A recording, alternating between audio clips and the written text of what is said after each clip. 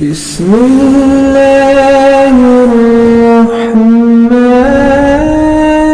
الرحیم۔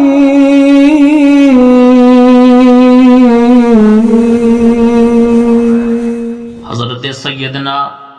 ابو ذر غفاری رضی اللہ تعالیٰ عنہ فرماتے ہیں کہ مجھے میرے آقا علیہ الصلوۃ والسلام نے ارشاد فرمایا کہ زیادہ سے زیادہ لا حول ولا قوت پڑھا کرو، اس لیے کہ یہ عرش کے نیچے خزانوں میں سے ایک خزانہ ہے۔ حبیب خدا صلی اللہ تعالیٰ علیہ وسلم نے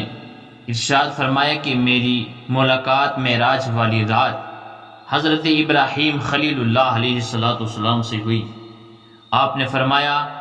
کہ اپنی امت کو میرا سلام پہنچانا اور فرمانا کہ جنت کی مٹی بڑی زرخیز ہے، اور جنت کا پانی بڑا میٹھا ہے، اور جنت کا میدان بڑا صاف اور شفاف ہے، لہذا جنت کے اندر باغ لگوانا یہ ہے کہ زیادہ سے زیادہ پڑھا کریں سبحان اللہ والحمد للہ ولا الہ الا اللہ واللہ اکبر ولا حول ولا قوت الا باللہ۔